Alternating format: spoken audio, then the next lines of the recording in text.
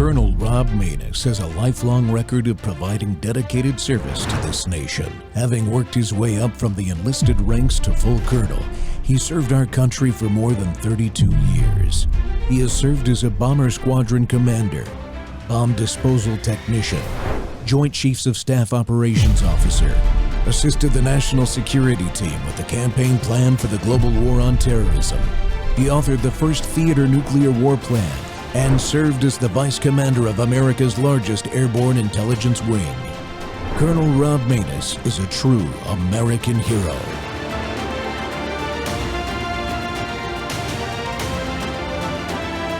This is Rob Maness Live. I think that the Portland mayor and the Portland Police Department in chief are going to have a surprise from Trump's DOJ. But fill us in on the response you've seen from that mayor, from the local prosecutor, and from the chief of police. Because to me, these three are so corrupt, they're the ones allowing this to happen every day. It's absolutely. We have so much video of watching, we call them Cop Tifa. Because Antifa runs the police here. It's absolutely evident. We have every bit of that type of video out there to the point where we have people out here. See, we have here. Look at how triggered they get. Look at that. Yeah, Antifa runs the cops. Well, you know, because my brother's a cop. Well, your brother needs to do a better job because he's terrible at it. Yeah, please tell him not to interrupt our interview. Yeah, go harass somebody else, pal. Go harass somebody else. Everybody be doing a show, but you're not going to come up here. The cops are Antifa. You're full of crap. You're just full of shit. We've got video that shows otherwise. Yeah, we do. I wish you could hear me. I'd fill him in on what we've seen cops do. Wait, can I ask you something? Dan Ball has a question for you. Yeah, since you're going to interrupt my show, pal. Go ahead, Dan. Hey, I'll give him the question. Between Antifa. Do you know the Summer of Love in 1969 is over? Do you realize the hippie movement died long ago? You obviously went and got a job. Antifa means anti-fascist. Not when you use it. Chad, just walk away from that guy. Go play games. I'm gonna do this. Just walk away. Just ignore him. Just ignore him. Yeah, we the people do. He's one of them. He's one of those.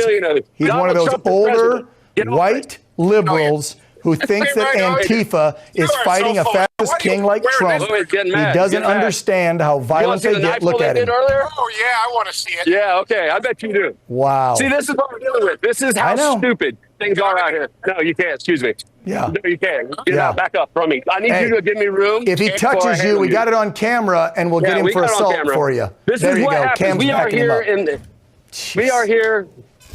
Back off. Whoa, brother. That's assault. That's assault. You better give your name. You're getting arrested tonight, assault, pal. Man. This is what I'm talking about. You got it right here. This is why I came to the ICE facility to do this hit, Dan. And that's not some crazy 23-year-old kid in all black mask in his face. He's like a 70-year-old white liberal crazy man. What's your name? America wants to know. Yeah. What's your name, pal? What's your name? Say it again. Don't worry. We've got people that are going to watch your show because we have great people out there that are doing the research and they're giving us names. They're giving us jobs, arrest records. When they want to dox us, we're doing it back. See, this is what I'm talking about, Dan. We can only be nice so long. And we stay within the law, but we fight back. This is our country, damn it. And I took an oath. You took an oath. And that's what we need to do. Stand in the breach with these radical communists that we're dealing with right here. Amen. Welcome back to Training Tuesday, folks. The Rob Maness Show's live on Worldview Tube and our X Spaces simulcast. Well, Antifa has taken a massive loss in Portland. As you can see, the Antifa terrorists have no hesitance whatsoever. They have none. It's unbelievable. They attack patriots even in a live camera interview. They had no fear of being held accountable until now, my friends, until now. That's right. Nick Sorter reported a couple of days ago that after an intense pressure campaign, Portland police have finally forced Antifa to dismantle their camp outside ICE Portland, and a sergeant even declared publicly laws will now be enforced in the area of ICE Portland that weren't being enforced before, as Chad pointed out. And those include public drinking, disorderly conduct, even jaywalking, and a lot more.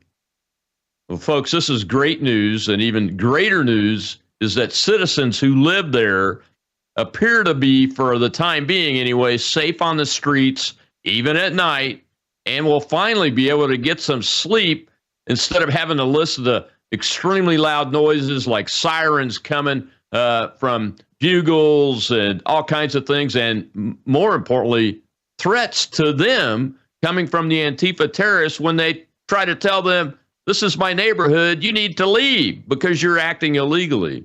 Well, my guest today is Chad Caton, who went to Portland again, and this time organized patriots to peacefully evict Antifa from its sidewalk camp. He and I are going to discuss his work in Portland this weekend, organizing with patriots to oppose these Antifa operations. Chad's a former U.S. Navy Seabee. He's a retired firefighter and first responder.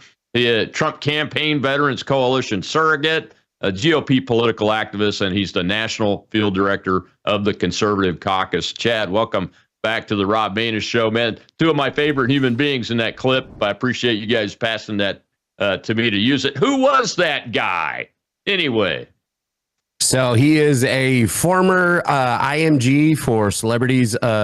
He ran IMG Canada. He was also a executive for Coca-Cola and I believe Foot Locker. He owns a winery there in Oregon, and he came up afterwards after his wife realized that he just did this on national television and apologized 1,000 times. I shook his hand. I accepted his apology, but I'm a big fan of actions matter and that he should be dealt with.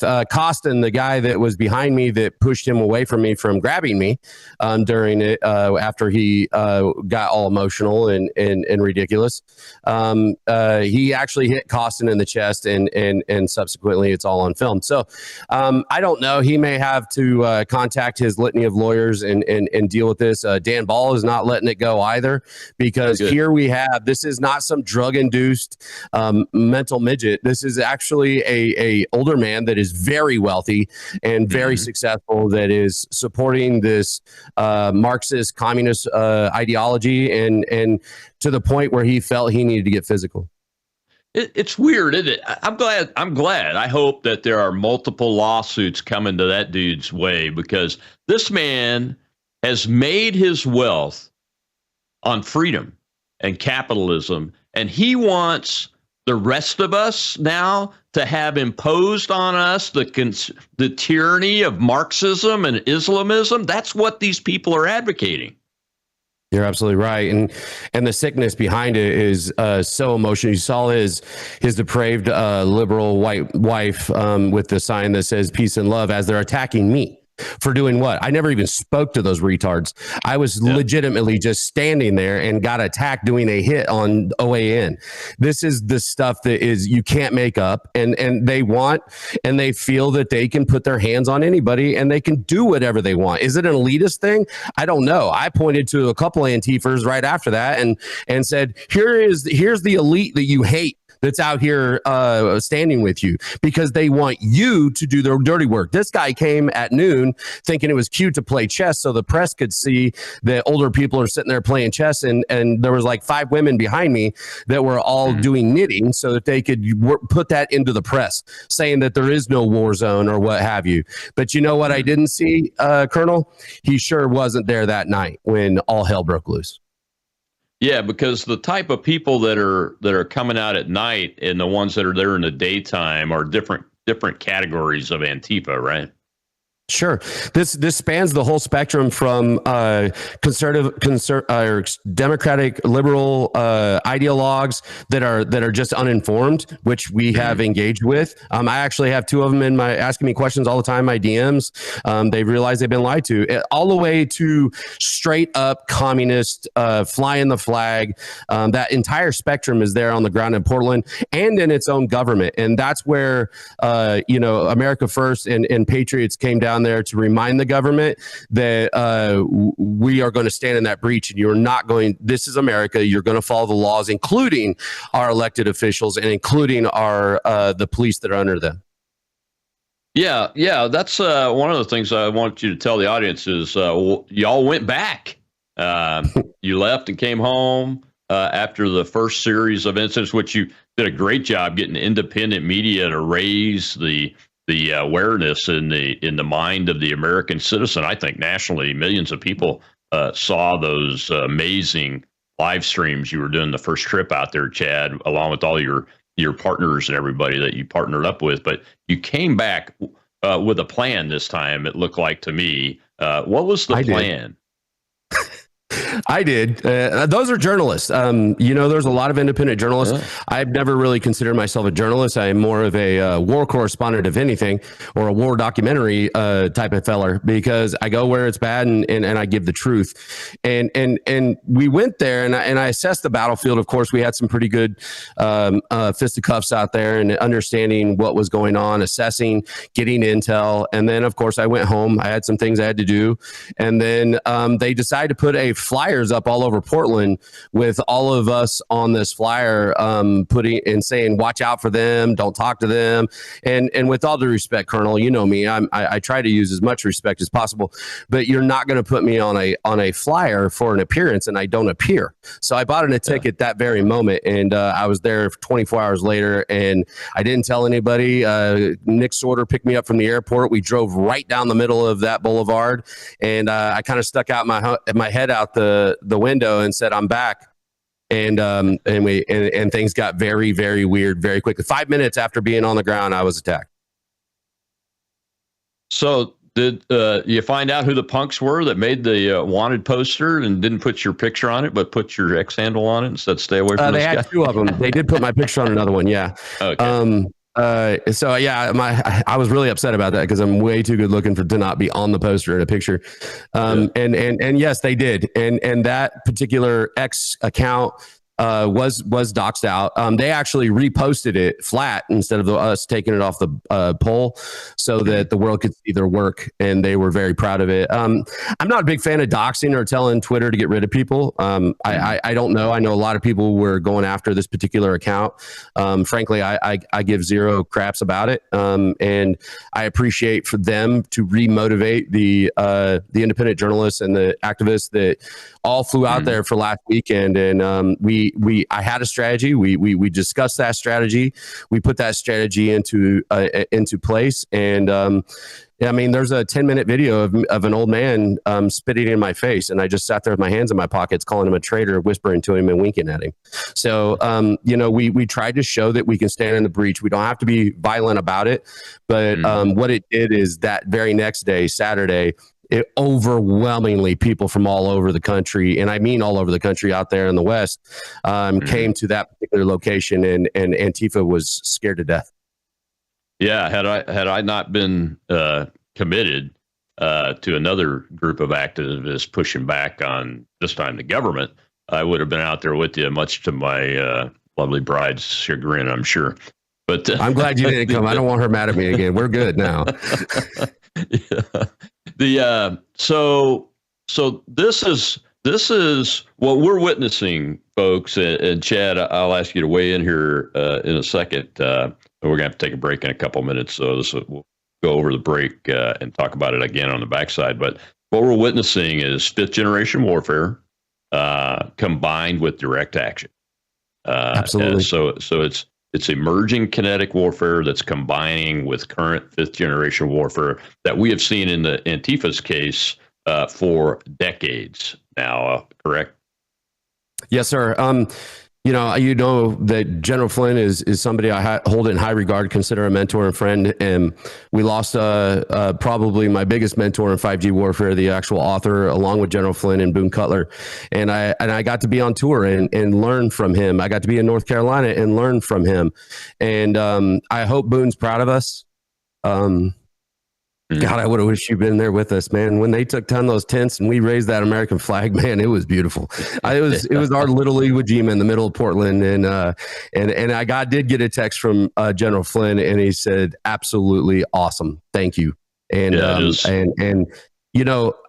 it is everything in that book right there is what we did on the ground within a week's time, and we made something that was there 140 days that the government continued to ignore.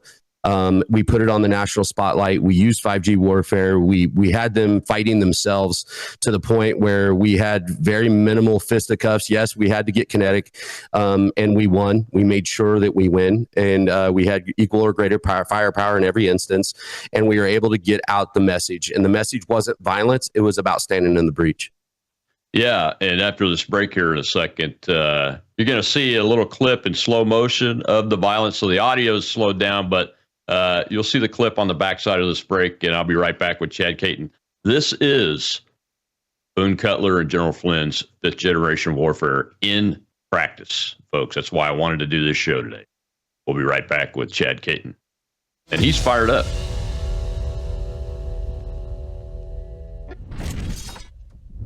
We have a big announcement, folks. It's called Bella Melt. In the first week, you lost 3 pounds on this, right? That is correct. Your GLP-1 is a natural hormone that's in every single one of our bodies. And your GLP-1 lets you know if you're full. It's a satiety hormone. So when your GLP is working properly, it does help suppress your appetite as well as reduce those cravings. So what it's going to do best is it's going to reduce your sugar cravings or any other cravings you have in your body. It's going to suppress that appetite. But where Melissa got the most benefit, I think, over the last week was the L-carnitine. The L-carnitine tells your mitochondria, this is where you make, we've talked about it before, this is where you produce energy in your cells.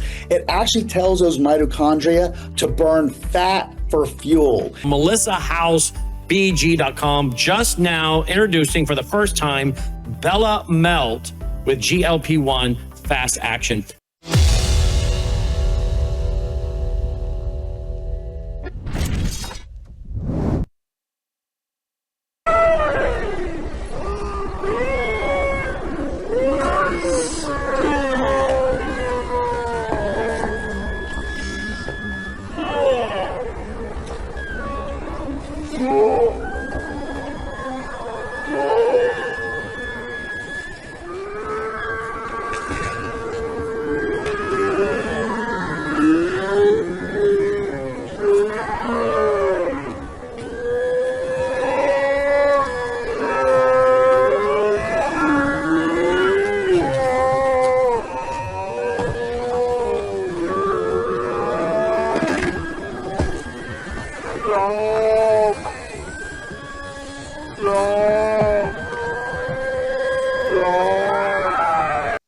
Welcome back to the Rob Maness Show. It's Training Tuesday, and it's also Tieless Tuesday. I'm thinking about it being permanently Tieless Tuesday because I'm tired of wearing a tie on every show. I know, Candy, you're going to make me change my mind, but my guest today is Chad Caton, who is in the center of that melee that you just watched in slow motion. That's in Portland at the ICE facility. I'm assuming on the ground that Antifa declared was their territory and not even American citizens that lived there's territory, and they weren't allowed to be there. And the Patriots showed up this weekend, and that was one of the results. And Chad, one of the questions I wanted to ask you about from a training perspective for citizens that are watching this, in warfare, just like in the corporate world where you're going up business, competing with businesses, what do you want to study about your enemy? You want to study their organization and how it works. You want to study their logistics and how effective or ineffective they are. And you want to study their combat tactics on the ground in the field. And as I watched that melee happen, I saw that there were people around you that by those people and the actions they took, that you all had prepared this little battlefield incident here so that you were ready for Antifa's tactics. Describe that setup there. And I'm sure it wasn't a setup from the perspective of intending for it to happen, but being prepared for it to happen. No, it was purely defensive. We set ourselves up when we called for the Patriot Weekend of Portland. And a lot of these people were people we met for maybe 10, 15 minutes. And we were able to talk. We all sat down at the Patriot Corner that was named because Tommy Boy, two-time Tommy, that's knocked out a couple of Antifa guys, gone national. He's not allowed to be but 200 feet from the ICE facility. So he has mega horns and everything. He hasn't stopped. And so we set up camp there and we had a little talk. And, there was 3 of us there at the time that kind of led or was a part because of their posting of that poster all over Portland. And so we were kind of the red meat, if you will, be it Nick Sorter, myself, and Cam Higbee. And we were also filming all the time. I actually had to hand my camera off after that guy hit me in the eye with with the umbrella. And that happened across the street. So this was when after that happened, and I'd had enough. But yeah, all three of us had 2, 3, 4 guys that were in our that had our 6 watching our back, because they have a thing called the concrete milkshake. They walk around with a cup from, say, Subway and make it look like they're just carrying around a drink, but it's actually filled with concrete, and they will hit you in the head. That's exactly what they did to Andy No years back in 2020, I think it was. And so that's their thing. They try to get behind you. They try to hit you. There's another guy they call Big Spider Mike. He was bragging about his brass knuckles that he had. Me and that fat kid had a couple talks. He never stepped after a lot of different scenarios, but this particular melee, it worked exactly the way it's supposed to. The phalanx was in place. Everybody had each other's back, and again, you never really saw any punches thrown. It was about separation and removal of the people from their position of being able. And the only one that was hit was the young guy that got on top of the guy that I threw. That guy in black block that came and punched him in the eye. He actually asked me to sign his black eye, which was pretty funny. I'd use a Sharpie and sign the guy's black eye. So, yeah, he had my back, and our phalanx as the Patriots, we made that discussion that nobody gets hurt. No Patriots are going to get hurt tonight, and we're not going to go look for it, but we sure as hell aren't going to back up. Yeah, I mean, my point with that is you have an understanding of how Antifa operates. What are they using the umbrellas for, besides poking you in the eye, trying to put your eye out? Well, it's used as, so black block. People have asked me 100 times, what is black block? So black block is where they put the black helmet on, they put the black goggles on, they put the mask on, and they wear all black. And most of them have stickers on their helmet that says no face, no case. And that we actually saw that in another instance where a friend of ours, Ryan, was attacked with an asp. And they all went underneath those tents, and they all change out their clothes. So the cops say, well, we don't know who actually it was. Even though they allow them to walk around in black block, this is their strategy. We actually have that on film. We're trying to go through the litany of hours of live to be able to cut that, and we actually have it on film where they're trading out helmets, they're trading out jackets, so that the police can't identify anybody specifically off of our videos. So that's what they do, and they have, this is organized. They have a safe house. They're funded. They have medical supplies. They have milk so that they can get mace off their face, or pepper spray, what have you. This isn't. Yes, there are homeless people down there, and there are mentally ill people that they use as weapons. But overtly, Antifa in the black bloc are the ones that are calling the shots on the ground. Yeah, how are they controlling the homeless people, drug addicts? Because they use them as in the game of chess, they would be the pawns, the front soldiers. Well, they actually call them mental missiles. There is so many mentally ill people. I actually did an afternoon with a guy that goes around and documents that, and I showed people that are dying on the streets of fentanyl. We all saw my post with Loki. It's sad, and they find these people, and one that was pretty famous down there is Richard. We call him Dick Tifa. He's an old guy. They promise him. We've heard everything from sexual favors to drugs and alcohol. There's another guy that was out there. He's always in a green. I don't know, toboggan, I guess it would be called. They just give him an 18 pack every day and 2 40s of Old English. And I actually was sending jokes to him and actually having a great talk with him. And then he got drunk and he gets real violent. And he actually got arrested for throwing full beer cans at the ICE agents that came out to clear the sidewalk. So they give them whatever their favorite thing is. There's also Methany. We call her Methany. She smokes meth right there on the street and will go up and hit a man because they want to get on camera a man defending himself against a woman. And she's brutal. She's brutal. There's another lady that's Rosa, who is supposed to be pretty autistic, huge transvestite, probably close to 6 foot, 250 pounds, thinks she's a man. And we are told she's extremely autistic and she likes to go at people. So they're smart in how they play the game. They're very smart in how they play the optics. And that's where the aired up animals. You start seeing frogs and all that. Yeah. Because the last weekend we showed the brutality of what they do and how ICE had to come out and clear the street and made it look like a war zone. So they had to change their optics, and so they went and got those blow up suits. And then you saw them in Chicago, you saw them in Boston, you saw them here in Myrtle Beach. You wherever it's kind of like their go to now to say we're just whimsical protesters until the national cameras leave. And I guess they didn't expect us to be able to stand in that breach, take the punches, and get the footage. Yeah, it's amazing. Well, we got some questions in the audience here. Let's go ahead and take one of those real quick. Go ahead, Sean. All right, Chad. We saw somebody who you had many conversations with, Pam Hampel, who was a J6 defendant, who is basically Antifa now. How much did that surprise you that she turned that way? And when she would accuse you of spinning everything, how would you handle that argument?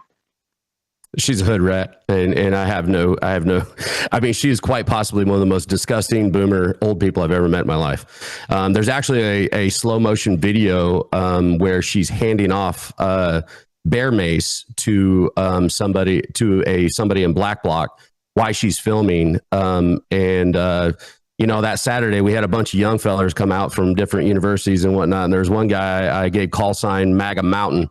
The guy was 6'5", 350 pounds, just huge. Yeah. And they went at him right off the rip. And that's when we knew that the police weren't playing, because they let MAGA Mountain handle that kid in Black Bloc. They'd separated him. MAGA Mountain came over to us, didn't get arrested.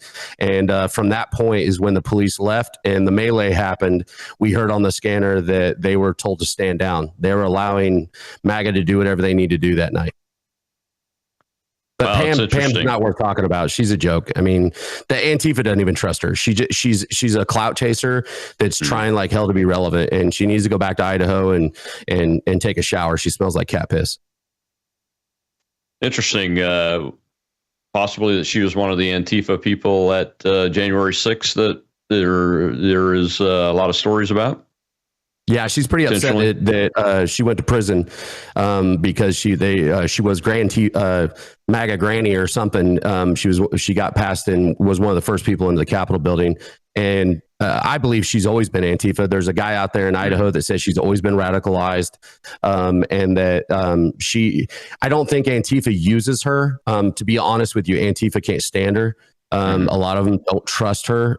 She just is really just trying to be a part of something. And it's her game is pretty weak. Yeah, it is. It's interesting. I'm glad you brought up about the inflatable, whatever they're called, cats and green people and all that stuff. Trying to make it look like it's goes a long way with that thing. Yeah, they're trying to make it look like it's safe for children kind of thing at these outings that are really disguising direct action tactics. But I'm glad you brought up that they sprung up everywhere, because that goes to one of the three things, their organization and how it works, how the organization works, command and control and distribution of orders and distribution of new tactics is how a military organization operates. And that's a huge indicator that we're right. This is a nationwide, at minimum, probably global organization that has some way of communicating with its troops. Yes, sir. Torch Antifa out of Colorado is kind of like the Pentagon. That's where their big dogs are, and that's what we've learned through our intel. It's a little sketchy because they try to keep it as ambiguous as possible. But out of Torch, Rose City Antifa there in Portland has been the tip of the spear for Antifa United States for a very long time. The gentleman that I introduced to the asphalt and just got him away from me, he's actually from New Jersey. Him and his brother are. So these guys travel the country. There's another guy that got arrested in Portland that shows him shaking and crying inside ICE when the federal agents arrested him for doing attacking somebody outside.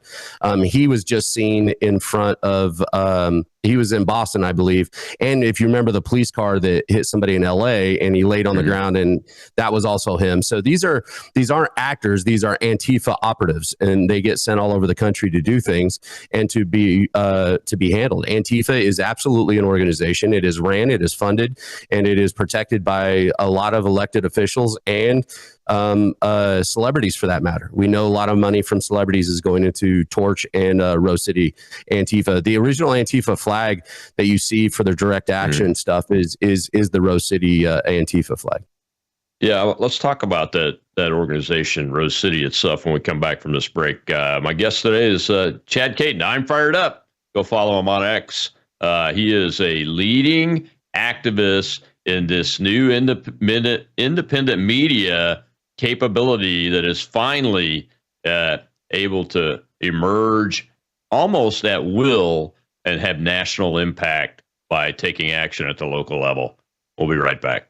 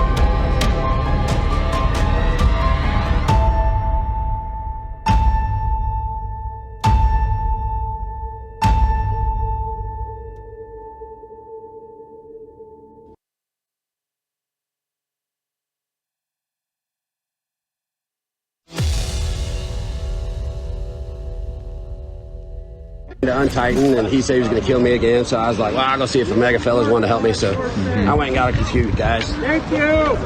And they're just standing there making sure that flag stays there. So now we have a watch. They're pretty brazen, right? They're just dumb. They can't help themselves.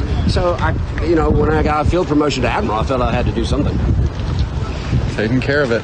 We're 3-0 on flags. I like it. Because I love my flag, Ocean. This is what winning looks like, kids. This is Chad, by the way. Yeah, I'm having a good day. Chad Caton's happy tonight. I'm happy. I love watching Patriots do Patriot shit. I like it a lot. Welcome back to the Rob Maness Show, and we're talking about the massive loss that Antifa took out in Portland, and that's important, folks.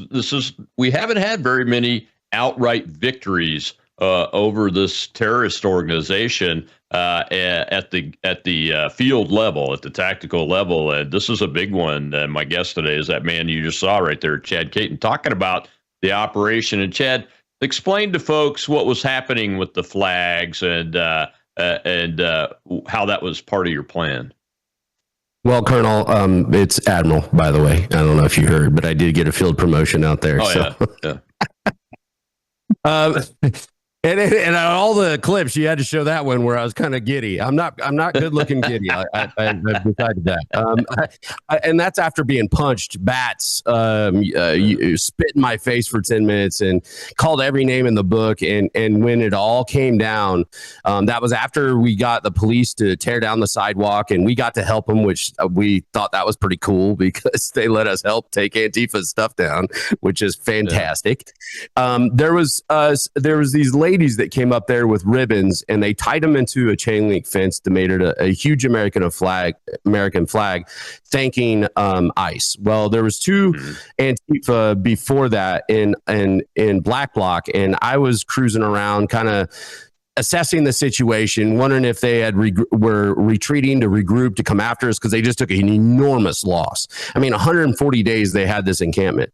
and it was gone in 45 minutes. So I was kind of just checking the grounds, and the rest of the Patriots are down the Patriot corner eating pizza and pumping their fists, taking pictures and enjoying it. And I just wanted to make sure that we didn't have a big onslaught coming. So I walked back down towards ICE, and there was these two people in black bloc, and they were untying him. Well, I went over there and I said, no, you're not going to do that. And I started tightening each one.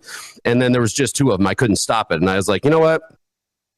I got some fellers down here. I'm going to go grab them. And so I went back down there. I did a whistle and I said, come with me. They didn't ask questions. They all came up there, including MAGA Mountain and a bunch of his boys, country boys out there in Oregon.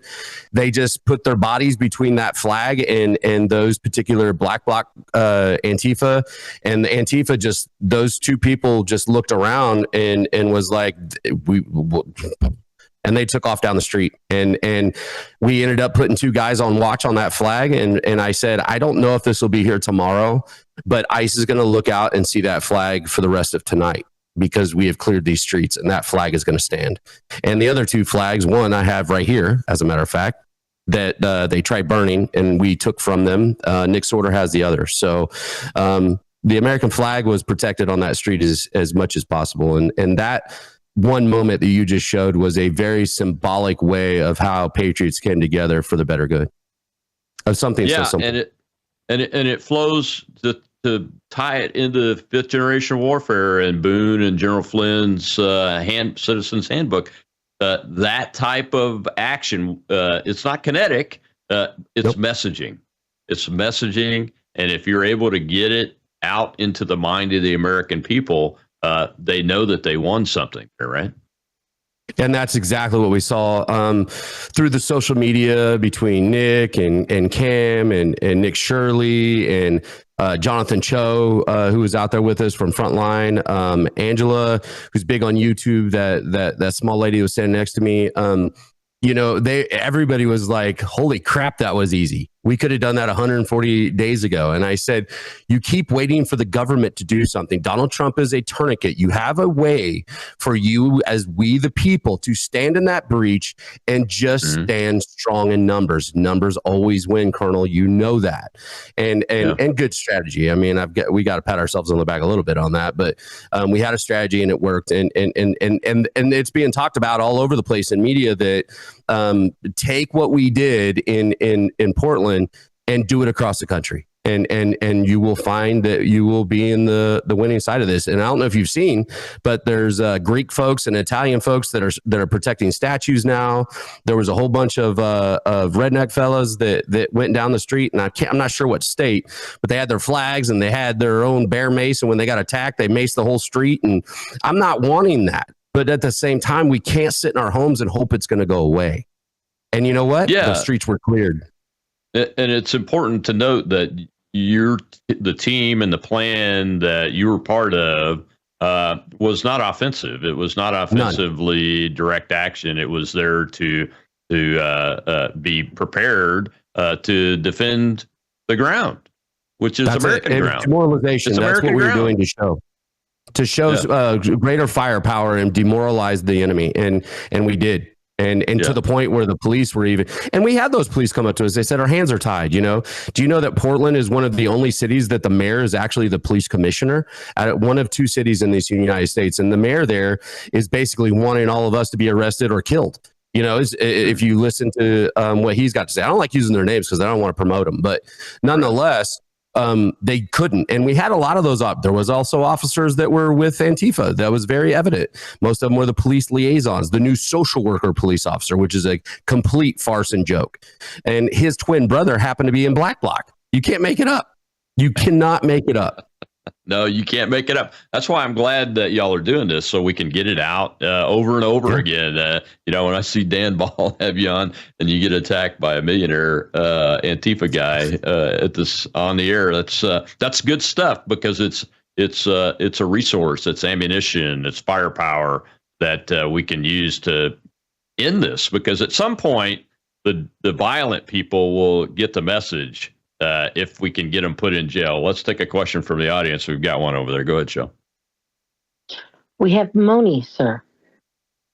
Hello, everyone. Thank you for the mic. Chad, I just want to tell you, I have been glued to this coverage. I am so proud of you guys. You have the recipe. My question is, I know there's been investigations here, and I know of at least 3 conservatives that have been arrested that have distance limitations put on them after their arrest. But then we saw the man in the dress punch Stacy. He was back out there the next day. We saw the guy with the flag that attacked Cam in the tent, and he's back out there the next day. Is anyone watching for any of the Antifa side had any distance restrictions put on them? I don't know if she's cutting out on your end, Colonel, but she was on mine.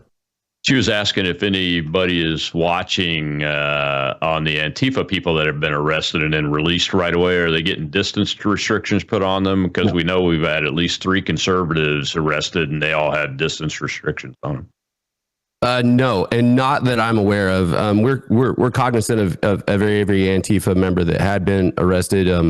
We had put their image out and whatnot, but I'm not familiar with any of them having restrictions at this time from the ICE facility in those that got arrested. And most of these arrests are actually being dropped. And one thing that people kept asking me is like when ICE takes somebody and they take them into the ICE facility. What happens? And the thing is, there's a door on the side. In about 2 hours, they pick them up. They just let them out the side door. And the reason because of that is because the mayor of Portland it has basically said that they will not help ICE in any way, shape, or form. So when ICE would arrest somebody that attacked an ICE officer, they would not come pick them up to put them in jail, and they can't house them there at the immigration. So we had people that were spitting on cops, throwing things at cops or the ICE agents, and Portland PD was sitting there on the corner watching it happen. You actually saw, there's a video, if you followed us, you saw a video where ICE came out of their building and actually gave Portland PD a riot act. And it was like, what are you guys doing? And that's when that very moment is when I knew that we needed to go stand in the breach for our federal agents. This was not a fair game anymore, and no matter what happened, we had to do it, but we had to do it with the right optics and make sure that we were standing on the righteous side of the law. And because of that is where you saw this huge outpouring of support from the administration and forcing the local government to realize that their little world is collapsing, at least on that block. So no, we don't know what happened to Antifa, and most of the stuff's getting dropped. Stacy, who was just ringing a bell, she got punched in the face by a tranny. The charges were dropped on both. So they have this. They also have cashless bail. So if it's not a felony and it's a misdemeanor, you're in there for 2 or 3 hours and then they let you out.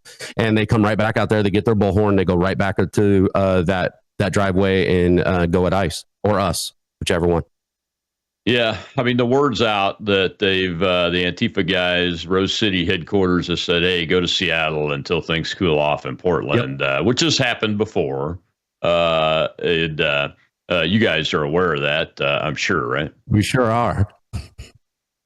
I can't, this is why I couldn't be in till I laugh too much, because I know what's coming. And at the end of the day, they have a takeover ICE facility, because all of the ICE, that facility there in Portland is just where they put them in the system. They drive them to Seattle to be deported.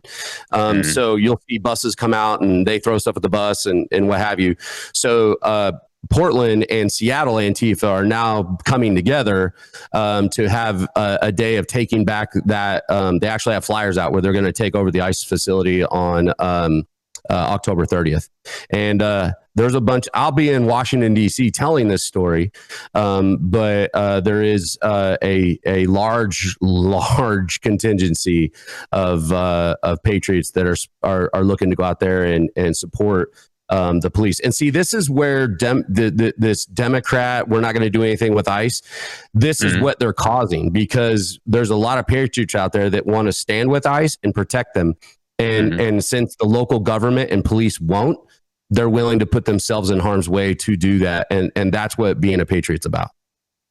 Yeah, it's kind of interesting dynamics. It reminds me of the incidents leading up to the Boston Massacre You're back in the absolutely day, right. before the American Revolution started.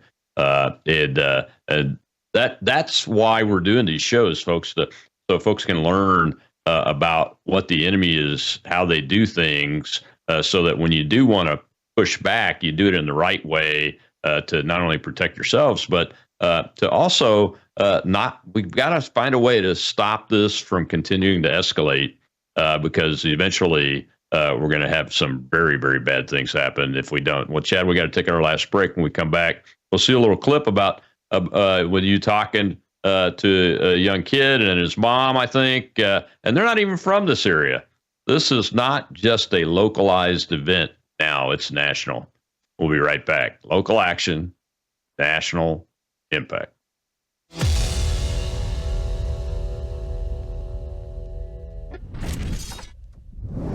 News is moving faster than ever, and so are we.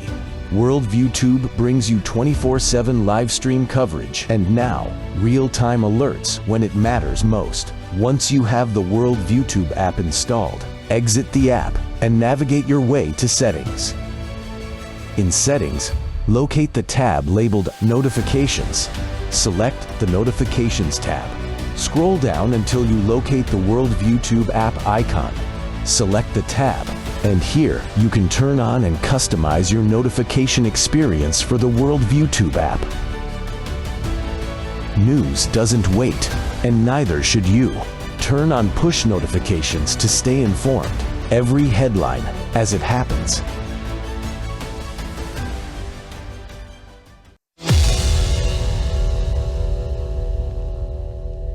They wanted to get all of our signatures on their hat. You know, I had to give my dude a hoorah on that thing. You know what I'm saying? There you go, Bubba. Thank you. Yeah, you guys brother and sister? Yes, so this is our mom. That's your mom? So tell me, you know, you've seen the violence and everything down here, and people are going to be like, why'd you bring your kids down here? And I'm just going to ask that because I think I know the answer, but why did you guys come down? We have to show our support to you guys. That's super sweet. And you knew you were safe, right? Yeah, we know we're safe. Here. We don't have no worries. With us here, you ain't got to worry about nothing, man. I promise you that. We got enough. Can you believe all the MAGA supporters that are down here trying to take back the Portland streets? It's pretty cool, huh? Where are you guys from? In the Portland area? Washington State. You came all the way from Washington State for this? Holy cow. Well, that means a ton to us. I came from South Carolina, so. Yeah, that means a lot to us. Because I will, and most of us, all of us here, believe in standing in that breach, right? Exactly. We got to keep our. Welcome back to the Rob Maness Show. It's Training Tuesday, and we've had some action again out in Portland, and one of the leaders of the Patriot side of the action out there is our own Chad Caton, and I feel like I've got a regular show at least every couple of weeks now with Chad. And Chad, that was a great video clip. I'm glad you guys shared that and took it because, it tells you two stories. One, young Americans are watching what's happening, whether it be from their parents or firsthand, like that young guy was that asked you to sign his hat, which is fantastic. It's fantastic because you're telling a good story and you're setting the right example. And that is what you said in the last segment, that look, Americans want to do something because what they see happening, they know is wrong, and it's antithetical to our whole way of life and our values, and they're figuring it out because the government is not doing it. Yes, sir. There's that was a really special moment that we had down there, and we just got done with a pretty good sized fight prior to them getting there, and we went back down to Patriot Corner, and there was actually 3 different families there with their teenage kids, young teenage kids. And that young man came up to me, he said, "Can I have a hug?" And I was like, "Sure." And I gave him a hug, and he goes, I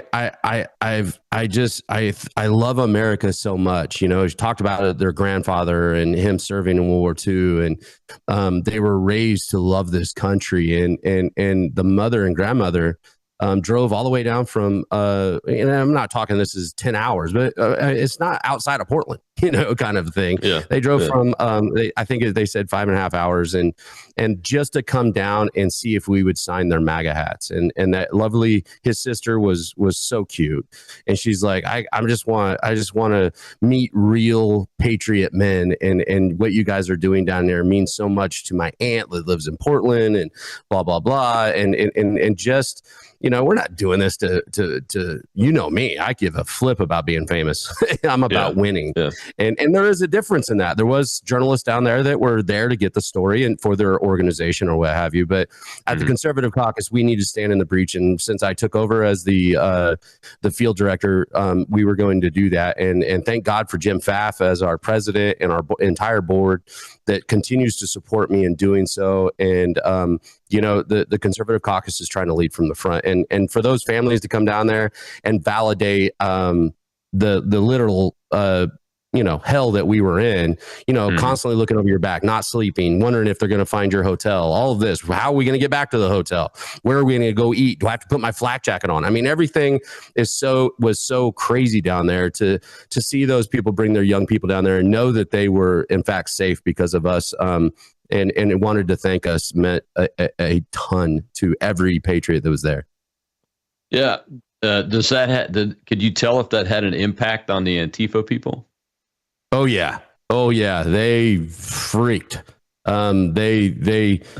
It was really sad. Not sad. I mean, I enjoyed it, but watching Antifa not be able to deal with something they've never dealt with. Now, granted, 2020, 2016, the Proud Boys came out there and did some damage. That was back when Antifa was ran by people that ran UFC gyms and were former military, and it was very dangerous. But this was a different kind of fight politically and 5G warfare aspect that we were fighting here. It wasn't ideological. It had nothing to do with the protests. It had to do with Orange Man bad, essentially, is what we realized. And for Antifa to see people drive by with flags and yelling at Tommy Boy, saying "Go America, USA," and driving by with Lee Greenwood as loud on their speakers as they could in front of the Antifa camp along with us, it was the perfect demoralization that ended up. I watched Antifa people just walk. We have video of it walking past Patriot Corner, going to get in the cars and be like, "I'm over this." Nobody wants to be with a loser. Yeah, you mentioned that you have a couple of guys in your DMs that are Antifa guys that seem to have changed their point of view. I've got a guy. That's an interesting. I've got a guy named Brian, young fella. I was actually debating Chandler, one of the shot callers who runs the Safe House. Him and I were kind of going at it, and I was giving him facts. And he's Chandler's smart. He's a smart kid. But he wasn't. I was able to show he lied, and he was lying, and it was ideological. And there was a guy that was having his back. That after Chandler went back to his safe house, he kind of came over to me, and I'm like, "What's up?" Because we're all on edge. And he's like, "I just have a few questions." And I said, "Okay." And I ended up spending almost an hour and a half with him. I think it was an hour and a half. And he's in my DMs now. He's still asking me questions. And every time I'm done showing him the proof of the pudding, if you will, based on the conservative back and what Donald Trump's really doing, he's just beside himself angry. He said, "I spent 5 years wasting my time based on something I didn't even decide to look into. I just trusted people." And I tell people all the time, don't trust me. Go look at it. Go look. That's why I do the videos. Go look it up. And I have two and a half. I have one guy that calls me a fascist half the time, but still asks me questions. So we're working through him. Maybe we'll get. But I got MAGA hats coming for all of them when they flip. So we'll get them squared away sooner or later. And that's what this is. This is the low hanging fruit that's been taken advantage of. Yeah, they've been indoctrinated over years and years and years of lies and everything from their people they know to the governments. Even, right. And it's pretty incredible. We got one more question in the audience before we get off the live show here. Go ahead, Shel. And I was just wondering, can you explain to the audience the reaction from ICE when you Patriots showed up? I think that's a fantastic story. Yeah. Well, I'm easy to pick out. That's why you never saw me in a helmet, because my hair is super important to me. And it also, I like being a target, put the red meat out there and see if you got the wherewithal to come step up to us. And I started recognizing it. My first trip out there was an old man that was saying terrible things to an ICE agent's face, like right to his face. And I called him Bad Bob. And me and Bad Bob had it out, and I gave him the what's what, and I just basically dressed him down, never touched him, just and the ICE agent was sitting right there, gave me a wink and because they're wearing masks, they gave me a wink and it flipped the fingers up. The ICE agent that shot me in the face with a pepper ball the first time I went up there actually lifted his hands and said, I'm sorry, my bad, I was naming it you, but then when we walked back down there and the ICE agents that were up on the building, we would start chanting USA and they'd throw their fists up in the air, thank you. And when I came back, I walked right up to the ICE facility. I was like, I'm back, boys. And there was 5 of them up there and they all put their thumbs up or put their fist up saying, we're glad you're back. And they really appreciated it. And they showed us what they could to stay within their professionalism. But nonetheless, and Nick Sorter was able to go in the building. You saw him on the roof up there with Katie Davenport and Honey Badger Mom and some of those others. And they told us that they're in there watching our lives and they're loving every minute of it, being supported, because for the last 140 days, they've been spit on, punched, hit, cussed at, told they're Nazis. Their cars have been dented when they come out. You name it, it's happened to these guys. And but I can say it's not happening now, and it didn't happen when we were there. And if I need to go back to Portland, I will. Yeah, exactly.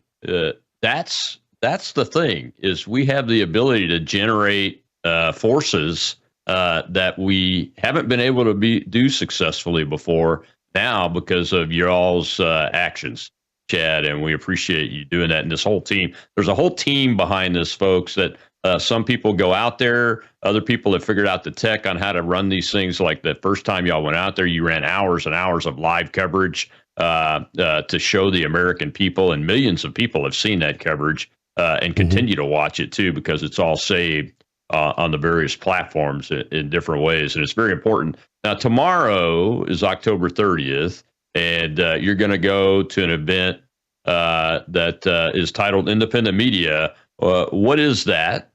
Tell us about it. But before you do, I want to make an announcement that Gator Pack Direct, my C4, is partnering with another organization, Freedom Frontline here in Mississippi. We're going to have the inaugural Gulf of America Action Conference on February 27th and 28th of 2026. And tell all the folks up there, Chad, I'm inviting you to be a speaker, but I'd like to get a panel of the actors to have a 30-minute panel discussion down here. It's going to be in Biloxi, Mississippi, is where we're looking at, and we're nailing down the venue right now. Well, I'm excited about that. I spoke briefly with Shell about it.